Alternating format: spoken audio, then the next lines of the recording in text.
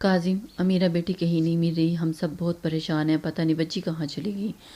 پروین بیگم آنکھوں میں آنسو لاتی بھرائی آواز میں بولی تو ایک دم کاظم کو کل کچن والا سین یاد آیا اور اپنی باتیں، امیرہ کی التجائیں سب یاد آنے پر اس نے وہ رف ہولیے میں ہی باہر کی جانب بڑھا تھا۔ غصے سے جبڑے بینچ لیے تھے۔ وہ بہت آرام سے ان کو جواب دے، دادو کہاں جائے گی، گھر میں ہی ہوگی۔ کاظم خود کو قدرے پرسکون کیے ہوئے بولا تھا، نہیں، ہم نے ہر جگہ دیکھ لیا، گھر میں کہیں بھی نہیں مل رہی تو کہاں جا سکتی ہے۔ وہ رف ہولیے میں اٹھتے ہوئے ان کے ساتھ باہر کی جانب آیا تھا۔ اچھا، آپ پریشان نہ ہوں، میں دیکھتا ہوں۔ جلدی سے کمرے سے باہر نکلا اور روحان صاحب کے پورشن کی جانب بڑھا تھا، جہاں اس سے پہلے ہی سب اکٹھے تھے اور سب اسے دیکھ کر حیران ہوئے۔ کاظم معتصم کے ساتھ ابھی آ کر کھڑا ہوا تھا کہ مانور روتی سیڑھیاں اترتی ان کے پاس آئی تھی۔ بھائی وہ مانور کو دیکھتے ہوئے پاکیزہ کے گلے میں رونے کی وجہ سے گلے میں ہی پھندا لگ گیا تھا، جس سے حلق سے اس کی آواز نہیں نکل رہی تھی۔ معتصم آگے بڑھتا ہوا مانور سے پوچھنے لگا، کیا بات ہے، کیوں رو رہی ہو؟ وہ اسے بولنے نہیں ہو رہا تھا۔ نور، کیا ہوا؟ معتصم اس کے نزدیک ہوتا ہوا اس کے سر پر ہاتھ رکھتے ہوئے بولا، بھائی وہ امیرہ۔ وہ مانور متواتر سے آنسو بہاتی ہوئی سیڑھیوں کی جانب اشارہ کرنے لگی تھی، جبکہ کاظم اس کی پوری بات سنے بغیر ہی سیڑھیوں کی جانب بڑھ گیا تھا اور اس کے دل کو کچھ ہوا اور پوری بات سنے بنا ہی وہ جانب بھاگا تھا۔ امیرہ کے پاس پہنچنے تک اس کا دل بری طرح سے گھبرا چکا تھا اور وہ جیسے ہی اس نے چھت پر قدم رکھا تو دیکھا کہ مانور امیرہ فرش پر بے ہوش پڑی ہے۔ اس کو دیکھتے ہی امیرہ کو چھت کے بیچوں بیچ فرش پر بے ہوش دیکھ کر اس کے وجود سے جیسے جان ہی نکل گئی تھی۔ سورج کی کرنیں اس کے وجود کو دہکا رہی تھی اور اس کے وجود کو اس طرح سے دمکا رہی تھی کہ کاظم کو اپنا ہوش بھی نہ رہا۔ اس کے پاس پہنچتے ہی کاظم، امیرہ اٹھو، اس کو ہوش میں لانے کے لیے اس کے پاس بھاگتا ہوا آیا اور اس کے گھٹنوں کے بل بیٹھتا ہوا اس کے کندھے سے پکڑ کر اس کا سر اپنی گود میں رکھ کر اسے ہوش دلانے کی کوشش کر رہا تھا، لیکن اسے بالکل بھی ہوش نہیں تھا۔ وہ اپنی ہوش سے بالکل خرد و بیگانہ تھی۔ اس کے چہرے کو تھپتھپاتے ہوئے وہ نرمی سے گویا ہوا امیرہ کا پورا وجود آگ کی طرح دہک رہا تھا۔ اس نے فوراً سے اسے اٹھا، اتنے میں فوزیہ بیگم بھی دوڑتی ہوئی اوپر آئی۔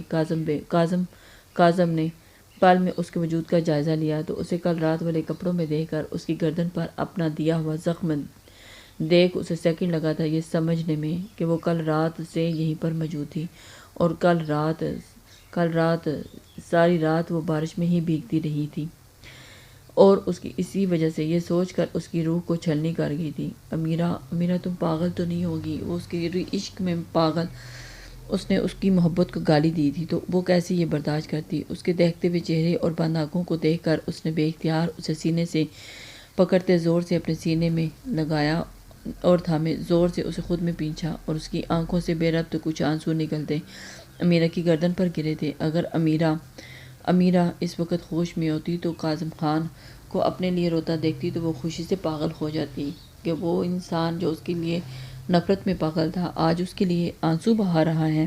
ہائے اللہ، کیا ہوا میری بچی کو؟ فوزیہ بیگم بھاگتی ہوئی ان دونوں کے قریب آئی تھی اور کاظم خان نے جلدی سے آنکھیں صاف کرنے کی کوشش کی تھی کیونکہ سب ان کے پیچھے پیچھے چلتے آ رہے تھے۔ کاظم نے اسے اٹھائے، جلدی سے اپنی آنکھوں کو صاف کیا اور پھر امیرہ کو اپنی باہوں میں اٹھایا اور نیچے چلتا آیا۔ امیرہ کو اٹھاتے ہوئے وہ فوراً اس کے کمرے میں لے کر آیا۔ معتصم، جلدی سے ڈاکٹر کو کال کرو۔ کاظم اسے اپنی باہوں میں اٹھائے نیچے کی جانب بڑھا اور سیدھا امیرہ کے کمرے میں لا کر اسے بیڈ پر لٹا دیا تھا۔ کاظم خان اس کی یہ حالت دیکھ کر خود کو بہت کوسنے دے رہا تھا۔ اسے بیڈ پر لٹاتے ہی فوزیہ بیگم جلدی سے اس کے پاس بیٹھتی، اس پر جھکی اور اس کے چہرے پر پیار کرتی ہی رونے لگی تھی۔ ہائے اللہ، میری بچی کو کیا ہو گیا؟ اللہ میری بچی کو ٹھیک کر دے، میری بچی۔ سب گھر والے باری باری اس کو دیکھ رہے تھے، اس کے کمرے میں جمع ہو گئے تھے، جبکہ اس کے سر کے پاس کھڑا کاظم اس کے بیڈ پر لیٹے بے جان وجود کو دیکھ رہا تھا اور بار بار اس کا دھیان اس کی گردن کے زخم پر جا رہا تھا اور دل ہی دل میں اس کے زخم کو چومنے کی خواہش کر رہا تھا۔ اس خود پر اس وقت خود پر غصہ آ رہا تھا کہ اس کی وجہ سے آج اس کی یہ حالت تھی۔ اس کا دل نہ جانے کیوں اندر سے درد کر رہا تھا۔ وہ سوچ بھی نہیں سکتا تھا کہ اس کو میری وجہ سے یہ تکلیف ہوگی۔ سینے میں اندیکھی جلن تھی۔ وہ جو کل تک اس سے نفرت کا دعوے دار تھا، آج اس کی یہ حالت دیکھ کر تڑپ گیا تھا۔ کاظم خان کی حالت بے پرواہ دیکھتے ہوئے وہ خود ہی اپنے آپ کو تشویشناک نظر سے دیکھ رہا تھا، اور اس کی گردن پر لگا ہوا کاٹ اسے بار بار اپنی جانب متوجہ کر رہا تھا۔ اس کے دل نے شدت سے اس کاٹ کو اپنے لبوں سے لگانے کی خواہش کی تھی، چومنے کی تمنا کی تھی، لیکن سب کا خیال کرتا وہ خود پر ضبط کیے کھڑا رہا کہ کچھ ہی دیر میں معتصم لیڈی ڈاکٹر کو لیے کمرے میں آیا تھا، اور باقی سب گھر والے امیرہ کو اوپر جھرمٹ بنائے کھڑے تھے۔ جب لیڈی ڈاکٹر کمرے میں آئی تو سب ایک سائڈ پر کھڑے ہو گئے تھے، اور لیڈی ڈاکٹر اس کا معائنہ کرنے لگی۔ لیڈی ڈاکٹر نے جلدی سے ڈاکٹر کے آنے پر امیرہ کے پاس ابھی بس فوزیہ بیگم اور پروین بیگم بیٹھی ہوئی تھی، باقی سب ایک سائڈ پر کھڑے ہو گئے تھے۔ ڈاکٹر صاحبہ نے اس کا معائنہ کیا۔ اسے دیکھ کر جب اس کا مکمل چیک اپ کر لیا تھا تو اس کی گردن پر لگے اس کٹ پر بینڈیج لگایا اور میڈیسن لکھ دی۔ میڈیسن لکھ کر انہوں نے کاظم خان کے ہاتھ میں تھمائی دی۔ یہ میڈیسن لے آئے۔ ڈاکٹر صاحبہ میری بچی ٹھیک تو ہے نا؟ فوزیہ نے بھرائی ہوئی آواز میں پوچھا تھا۔ جی آنٹی، بیٹی ٹھیک ہے آپ کی، زیادہ بھیگنے کی وجہ سے انہیں بخار ہو گیا ہے، اور کچھ ویکنس کی وجہ سے یہ بے ہوش ہو گئی ہیں۔ خطرے کی کوئی بات نہیں ہے، آپ پریشان نہیں ہوں۔ فوزیہ بیگم نے ڈاکٹر نے تسلی بڑے الفاظ ان کو سنائے تھے تو فوزیہ بیگم کو تھوڑا سا سکون ہوا تھا۔ آپ انہیں وہ دوائی دے دیں، یہ بالکل ٹھیک ہو جائیں گی، اور کچھ دیر کے بعد انہیں ہوش بھی آ جائے گا۔ ڈاکٹر نے میڈیسن لکھتے پیپر کاظم کی جانب بڑھایا، جس نے فوراً پیپر تھام لیا تھا۔ کاظم امیرہ پر ایک نظر ڈاکٹر کو اپنے ساتھ لیے کمرے کی جانب سے باہر نکل گیا تھا۔ ڈاکٹر کے ساتھ، ڈاکٹر میری وائف ٹھیک تو ہو جائے گی نا؟ جی، پریشان ہونے کی کوئی ضرورت نہیں ہے، کوئی زیادہ بڑا مسئلہ تو نہیں ہے۔ آپ نے ٹھیک سے ان کا چیک اپ تو کیا ہے نا؟ کاظم ڈاکٹر کے ساتھ چلتا ہوا اس کے بارے میں پوچھ رہا تھا۔ اسے بہت بے چینی ہو رہی تھی۔ جی بالکل ٹھیک ہو جائے گی، آپ پریشان نہیں ہوں، ڈاکٹر نے اسے تسلی دی تھی۔ میں نے جو میڈیسن لکھ کر دی ہیں آپ سے، اس سے وہ بالکل ٹھیک ہو جائے گی، بس ٹائم ٹو ٹائم ان کو میڈیسن کھلا دیجیے۔ اس کی گردن پر جو نشان تھا وہ زیادہ گہرا تو نہیں تھا۔ کاظم کو وہ نشان یاد آیا، اور اپنی نفرت میں دی جانے والی اس کی پہلی نشانی یہ کٹ۔ اس کو اپنی حرکت پر بھی بہت شرم آ رہی تھی۔ نہیں، اتنا گہرا نہیں ہے کٹ، میں نے بینڈیج کر دی ہے، ٹھیک ہو جائے گی، ڈاکٹر نے اسے تسلی دی تھی۔ وہ ڈاکٹر کو چھوڑتا ہوا اس کی میڈیسن لینے چلا گیا۔ ڈاکٹر کی بات پر کاظم نے اسبات میں سر ہلا دیا تھا۔ کاظم کو کچھ تسلی ہوئی تھی، لیکن کمرے میں آتے ہی واپس کچھ دیر کے بعد امیرہ نے کسمساتے اپنی آنکھیں کھولی اور اپنے بالکل سامنے پاس فوزیہ بیگم کو بیٹھا دیکھا، اور اپنے سر پر نرم شفقت پر ہاتھ محسوس کرتی ہوئی اس نے نظریں اوپر کی جانب دیکھی، اور سب اسی کے اوپر جھکے ہوئے تھے۔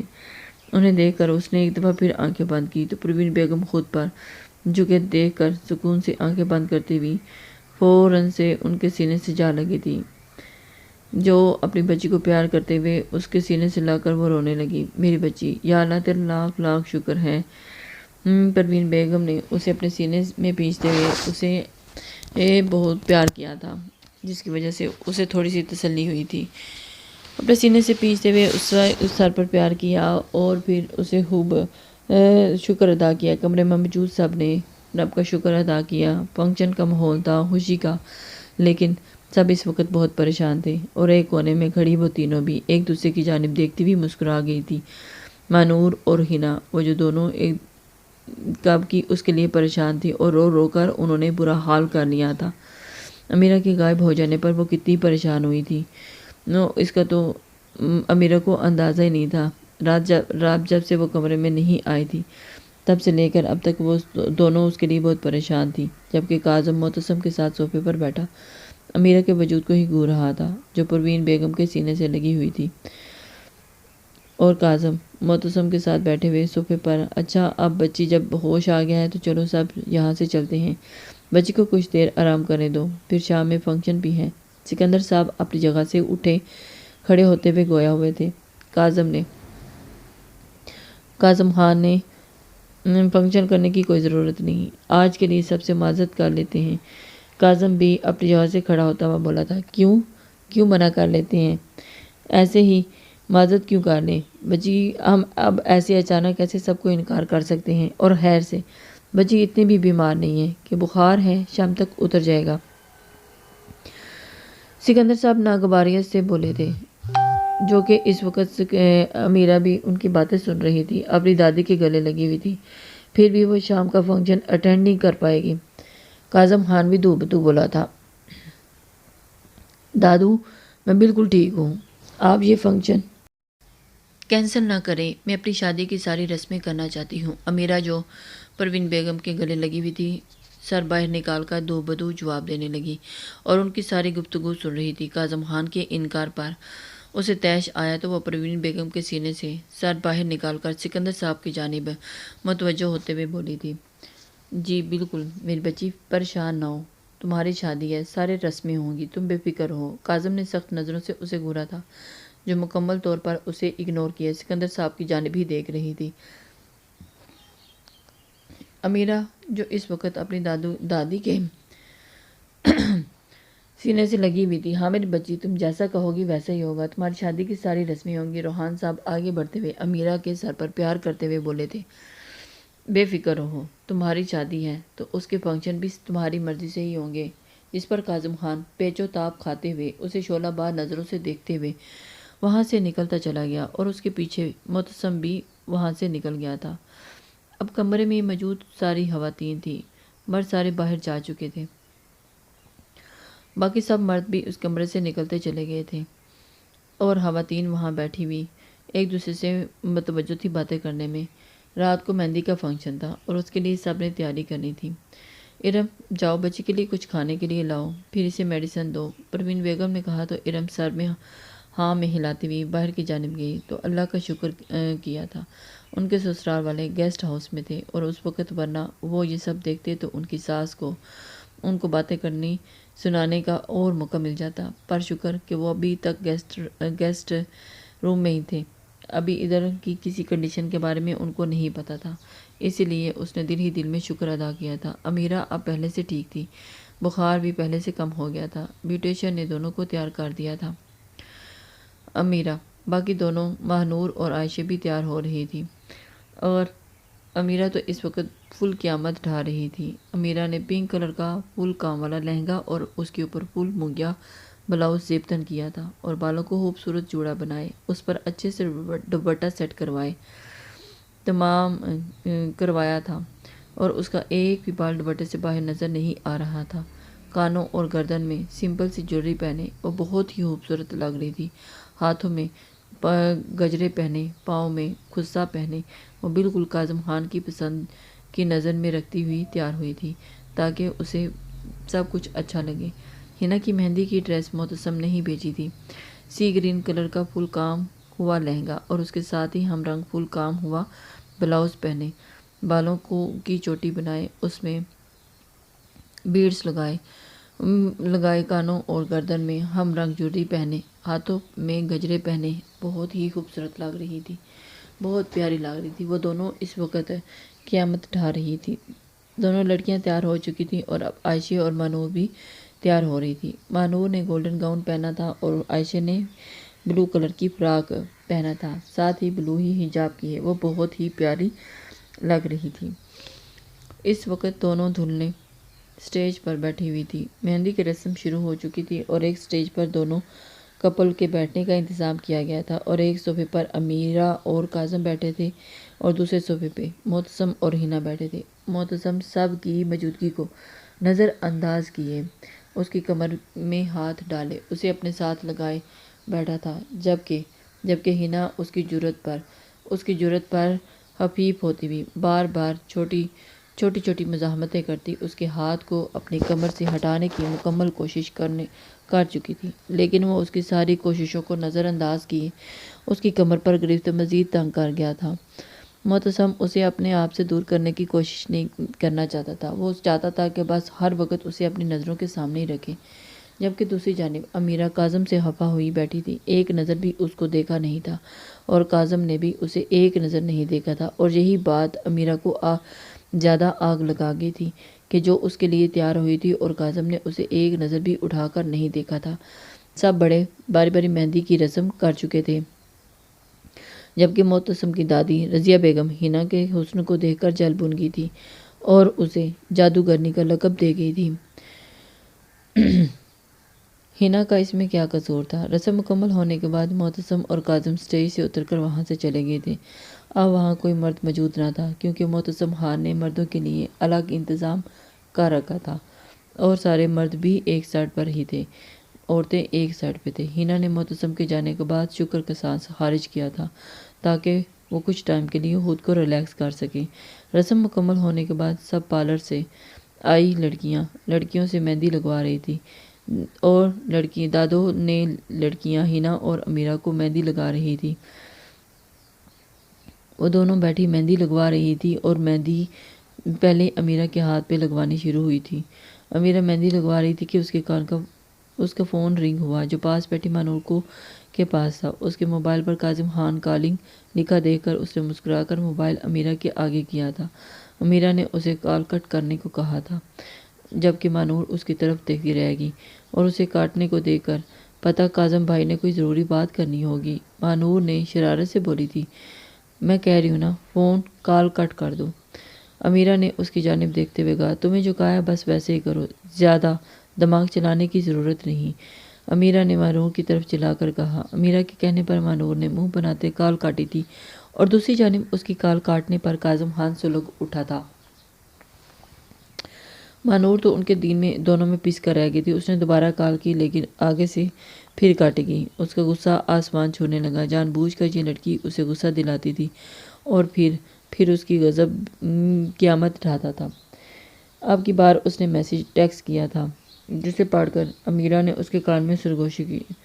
مانور نے دوبارہ فون ریجیکٹ ہونے کے بعد اس بار کاظم کا میسج دے کر مانور نے اپنی ہنسی دبائی تھی، اور مانور امیرہ کے کان میں سرگوشی کرنے لگی، اگر ایک سیکنڈ میں فون نہ اٹھایا تو سب کے سامنے اٹھا کر لے جاؤں گا۔ مانور امیرہ کے کان میں سرگوشی کرتے ہوئے بولی تو امیرہ نے حیرانی سے اس کی جانب دیکھا تھا۔ یہ کیا بکواس ہے؟ مجھے تو نہیں پتا، کاظم بھائی نے میسج کیا ہے۔ یہ میں نہیں، تمہارے شوہر صاحب کہہ رہے ہیں۔ ساتھ ہی موبائل رنگ ہوا تو میرے اشارے کرنے پر مانور نے کال جیس کر کے اس کے کان کے ساتھ لگایا تھا۔ 5 منٹ میں مجھے میرے روم میں ملو، چنگارتی آواز موبائل سے گونجی تھی۔ امیرہ اس کی بات سن کر، میں نہیں آؤں گی، سنجیدگی سے جواب دیا گیا۔ کیوں نہیں آؤ گی؟ بس تم مجھے انکار کرو گی؟ کاظم خان نے دانت پیسے تھے۔ ہاں کروں گی، تو آپ کو انکار ہی کر رہی ہوں، جو کرنا ہے کر لیں۔ امیرہ کہتی ہوئی مانور کو کال کاٹنے کا کہا تو مانور نے جلدی سے کال کاٹ دی، جبکہ کاظم خان اس کی اتنی جرأت پر بھی موبائل کو زور سے مٹھی میں پینچ گیا تھا۔ کاظم خان کو اس کی ڈٹائی پر ایک دم حیرت ہوئی تھی۔ کیا ہوا؟ کیا تم کاظم بھائی کے ساتھ ناراض ہو؟ مانور پہلی بار امیرہ کو کاظم سے ایسے بات کرتے ہوئے دیکھ کر پریشان ہوئی تھی، فکر مند ہوئی تھی۔ نہیں، ایسی کوئی بات نہیں ہے، بس ابھی مجھے ان سے بات نہیں کرنی۔ کچھ ایسی سمجھ لو۔ امیرہ کہتی خاموش ہو گئی تھی کہ مانور اس سے مزید کچھ پوچھتی، جبکہ خود کے موبائل پر میسج آیا تھا جو کہ دیکھ کر حیران ہوئی تھی، جسے پڑھ کر مانور پہلے تو حیران ہوئی اور پھر امیرہ کی جانب دیکھا تھا۔ امیرہ کی ہاتھوں کی مہندی بس مکمل ہونے ہی والی تھی کہ پاس بیٹھی مانور، جس کے ہاتھ پر پارلر والی مہندی لگا رہی تھی، کہ جان بوجھ کر وہ جھٹکا کھاتی امیرہ کے اوپر گری اور اس کے ہاتھ کی تھوڑی سی مہندی امیرہ کے لہنگے پر لگی تھی۔ اوہ سوری امیرہ۔ امیرہ، یہ کیا ہو گیا؟ مجھ سے تمہاری ڈریس پر مہندی لگی، مانور افسوس سے بولی تھی۔ امیرہ اس کی جانب دیکھ کر کی، کوئی بات نہیں، لیکن امیرہ نے اس کی بات کا کچھ خاص نوٹس نہیں کی، رسپانس نہیں دیا۔ امیرہ ریلیکس ہی بیٹھی ہوئی مہندی لگوا رہی تھی۔ امیرہ تم میرے ساتھ آؤ، میں اچھے سے صاف کر دیتی ہوں، پھر مہندی کا داغ تمہاری ڈریس پر نہیں لگے گا۔ مانور اپنی جگہ سے کھڑی ہوتی بولی تھی، جبکہ امیرہ اس کی جانب دیکھتے ہوئے، تم بیٹھ کر مہندی لگواؤ، چھوڑو کوئی بات نہیں، بعد میں ٹھیک ہو جائے گا۔ نو ریلیکس۔ یار اب جو داغ لگنا تھا لگ گیا ہوگا، تم بے فکر ہو۔ ایسے کیسے ریلیکس رہوں، تمہاری ڈریس مجھ سے خراب ہوگی، اور اب جب تک اسے ٹھیک نہیں کر دیتی میں ریلیکس کیسے ہو سکتی ہوں؟ میں نہیں بیٹھ سکتی، چلو تم میرے ساتھ آؤ۔ مانور نے اس پر زور دیا تھا، زبردستی اٹھاتی اندر کی جانب لے جانے لگی تھی۔ امیرہ اس کی جانب دیکھ رہی تھی۔ کیا کر رہی ہو؟ چھوڑو، میں نے کہا نا ٹھیک ہو جائے گا، تم اندر جاؤ، میں کسی کو ہماری ہیلپ کے لیے بلا کر لاتی ہوں، کیونکہ ہم دونوں کے ہاتھ میں مہندی لگی ہوئی ہے تو میں تو تمہاری مدد نہیں کر سکوں گی، مانور کہتی اسے اندر بھیجتی ہوئی جلدی سے وہاں سے نکل آئی تھی۔ 9:11 ہوئی اور اس سے پہلے کہ کاظم خان اس کا اور صفدر کا بھانڈا پھوڑتا، مانور نے کاظم بھائی کو اشارہ کر دیا تھا اور کاظم اس کے پاس۔ امیرہ جیسے ہی کمرے میں داخل ہوئی تو پورے کمرہ اندھیرے میں ڈوبا ہوا تھا۔ اسے دیکھ کر حیرانی ہوئی، یار یہ کمرے میں اتنا اندھیرا کس نے کیا ہوا ہے؟ اب میں کیسے لائٹ جلاؤں؟ میرے تو ہاتھوں میں مہندی لگی ہوئی ہے۔ امیرہ خود سے بڑبڑاتی ہوئی سوئچ بورڈ کی جانب بڑھی ہوئی تھی، آہستہ آہستہ قدم بڑھانے لگی تھی۔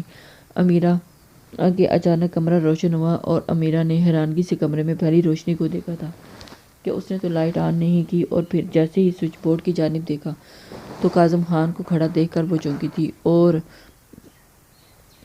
اسے پل میں مانور کی چالاکی سمجھ میں آ گئی تھی کہ وہ کیوں اس کے اوپر زبردستی کر رہی تھی اور کیوں اس نے جان بوجھ کر اس کے اوپر مہندی لگائی۔ کمینی عورت، چھوڑوں گی نہیں اسے منہ میں ہی وہ منہ میں بڑبڑاتی جلدی سے پیچھے دروازے کی جانب بھاگی۔ اس وقت وہ ہرگز اس گارڈزیلا سے لڑائی کے موڈ میں نہیں تھی، اس لیے اس نے وہاں سے بھاگنا ہی بہتر سمجھا تھا، لیکن کیا کرتی، ہاتھوں پہ مہندی لگی ہوئی تھی۔ کہاں بھاگ رہی ہو لومڑی؟ کاظم نے تیزی سے اس کی جانب بڑھتے ہوئے اس کے پیٹ سے تھامتے ہوئے گھماتے دروازے کے ساتھ اس کے پیٹ کو زور سے پن کیا تھا، اور اسے اس کا چہرے پر جھکا ہوا تھا اور اسے اس قدر قریب کیا تھا کہ دونوں کی سانسیں ایک دوسرے کے چہرے پر محسوس ہو رہی تھی۔ میرا فون کیوں کاٹا؟ کاظم خان اس وقت غصے سے دھڑا تھا، اپنی پرتپش سانسیں اس کے چہرے پر چھوڑے گرایا تھا۔ کیونکہ میں بات نہیں کرنا چاہتی تھی، میرا موڈ نہیں تھا آپ سے بات کرنے کو۔ میری مرضی، امیرہ بنا کسی ہوپ سے بولی تھی۔ کیا تمہاری مرضی؟ ہاں، یہاں صرف میری مرضی چلے گی، سمجھی تم؟ کیوں آپ کی مرضی کیوں چلے گی؟ نہیں سمجھی، اور نہ ہی اب مجھے کچھ سمجھنا ہے، کل رات میں سب باتیں سمجھ چکی ہے۔ امیرہ اس کی کالی گہری آنکھوں میں اپنی سبز آنکھوں میں دیکھتی ہوئی بولی تھی، اور مجھے اب آپ کی بات نہیں سمجھ میں آتی، کرنا ہے جو کچھ کر لیں، بہت زبان چلنے لگی ہے تمہاری۔ کاظم اس کے مزید نزدیک ہوتا، اس کے پیٹ پر دباؤ مزید بڑھاتا، دوسرا ہاتھ اس کے ماتھے پر رکھتا، بنا اسے احساس کروائے اس کا بخار چیک کرنے لگا۔ امیرہ کا تو جسم ابھی بھی ہلکا ہلکا گرم تھا، اور میڈیسن لینے سے کچھ ٹائم کے لیے اس کا بخار کم تھا، لیکن ابھی تک اترا نہیں تھا، جس کی پرواہ کرنے کے لیے وہ اس نے اس کو اس وقت بلایا تھا۔ اس کے گرم جسم کو محسوس کیے کاظم نے اپنے جبڑے پیچھے تھے۔ تمہارا تو ابھی تک بخار ٹھیک نہیں ہوا؟ میڈیسن لی؟ ہاں، بس مخصوص لوگوں کے سامنے ہی چلتی ہے۔ امیرہ ابھی آج پورے مقابلے پر تھی، اور کاظم اس کا یہ رویہ دیکھ کر ایک دم سے حیران ہوا۔ آج تو اس کے تیور ہی بدلے ہوئے تھے۔ اچھا ایسی بات ہے تو بتاؤ، کل چھت پر کیا کرنے گئی تھی؟ نظریں اس کے چہرے پر ہوتی، شارک پر لگے کٹ پر گئی تو ہاتھ کو چہرے سے سرکاتے، گلے میں پہنے نیکلس کو ڈھیلا کرتے، نشان سے تھوڑا نیچے سرکاتے، ہاتھ اس نشان پر پھیرا جو اس کی کمزوری بن چکا تھا، اور وہ اس کو اس قدر پیارا لگتا تھا۔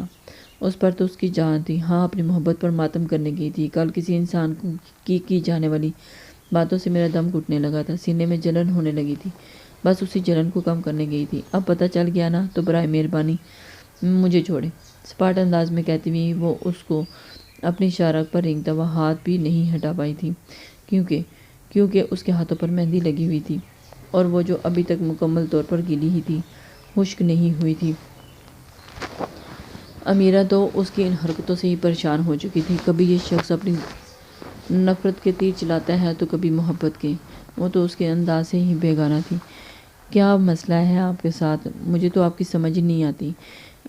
کیا یہاں جلن ہو رہی تھی؟ شارک سے ہاتھ سرکاتا ہوا اس کے سینے پر لایا تو اس کا بھاری ہاتھ اپنے سینے پر محسوس کر کے امیرہ کی دھڑکنیں تیز ہوئی تھی۔ اس سے پہلے کہ وہ کچھ بولتی کہ وہ جھکا اور اس کے اس کے بلاؤز کے اوپر سے ہی اس کے سینے پر اپنے دیکھتے ہوئے لب رکھ کیا تھا، اور اس کے لمس کو پاتے ہی امیرہ نے زور سے اپنی آنکھیں میچ لیں۔ اور یہ انسان ایک طرف تو اس سے اتنی شدید محبت کی توہین کرتا ہے اور اسے اذیت دیتا ہے، اور دوسری طرف دوسرے ہی پل اپنی دی ہوئی اذیتوں کے اوپر مرہم بھی رکھتا ہے اور اس کا مداوع بھی کر رہا تھا۔